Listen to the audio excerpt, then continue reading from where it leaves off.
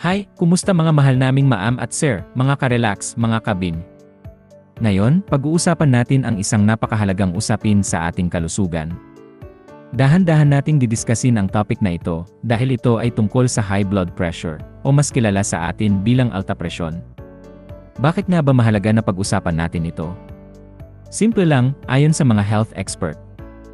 Ang high blood ay tinatawag na silent killer. Ibig sabihin, minsan wala siyang sintomas, o kung mayroon man, hindi natin agad napapansin.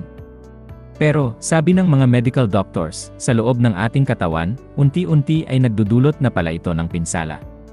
Kaya ano nga ba ang high blood pressure, o alta presyon?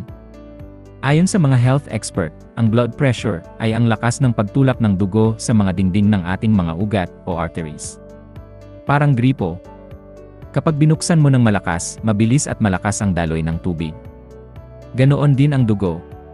Kapag mataas ang pressure, ayon sa medisina, nangangahulugan na mas malakas at minsan mas mahirap ang trabaho ng puso para maipump ang dugo.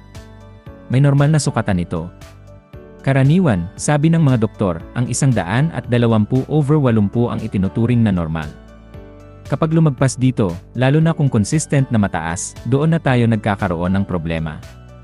Ngayon, ano-ano nga ba ang mga pwedeng maging sanhi o dahilan ng high blood? Sabi ng mga medical expert, may mga bagay na hindi natin maiiwasan. Tulad ng edad na, habang tumatanda tayo, ay mas nagiging stiff ang ating mga ugat.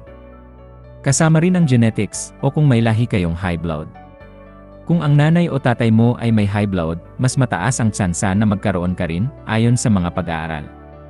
Pero mayroon ding mga bagay na kaya nating kontrolin, at dito tayo dapat mag-focus. Una, ang ating diet o pagkain.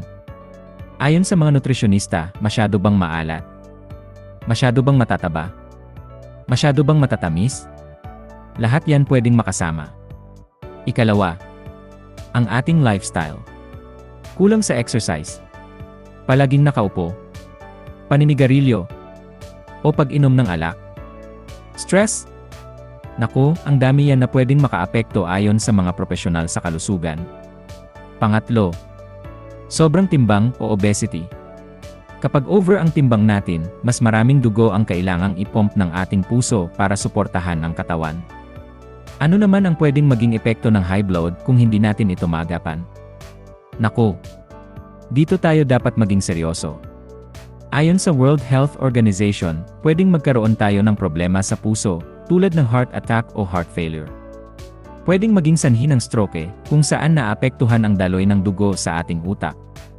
Masisira din ang ating mga kidney, at pwedeng humantong sa kidney failure. At pati ang ating mga mata at utak ay pwedeng maapektuhan ng matagalang high blood. Lahat yan ayon sa mga medical findings. Kaya nga, napakahalaga ng regular na pagpapa-check up at pagmomonitor ng ating dugo. Pero huwag tayong mawalan ng pag-asa. Mayroon tayong pwedeng gawin. Mayroon tayong pwedeng gawin para labanan at kontrolin ang high blood. Ito ay mga payo mula talaga sa mga health expert. Una, healthy diet. Kumain ng mas maraming gulay, prutas, whole grains. Bawasan ang alat, taba at asukal. At sapat na tubig sa bawat araw. Ikalawa, regular na exercise. Kahit 30 minutes lang ng moderate exercise tulad ng brisk walking.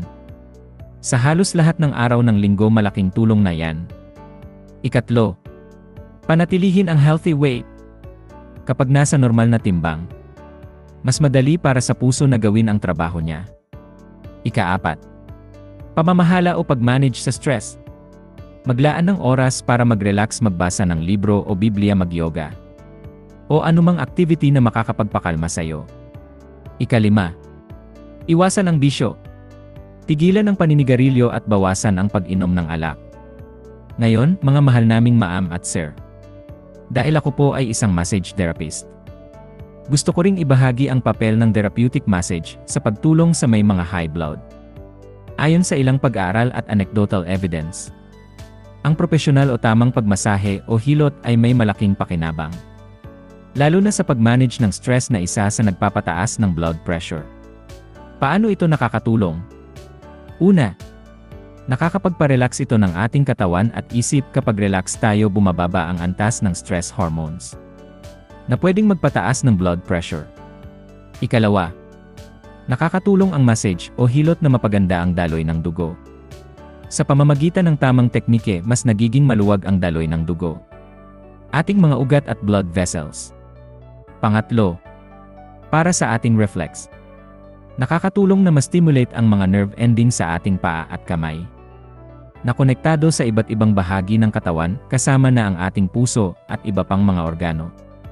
Kapag masarap at profesional ang pag-massage, maganda ang resulta. At ito ayon sa mga testimonies at pag-aaral. Tandaan palagi, ang massage ay hindi kapalit ng payo at gamot ng doktor. Kung ikaw ay may malalang sakit, mas mabuti na mangonsulta muna sa inyong doktor. Hanggang dito lang muna tayo mga ka-relax. Sana po ay nakatulong po ito at marami kayong natutunan. Hanggang sa muli, tandaan palagi, ang katawan ay puhunan sa kahit anong hanapbuhay, and health is a first wealth. And prevention is always better than cure, at higit sa lahat, ang katawan ay tahanan ng banal na espiritu.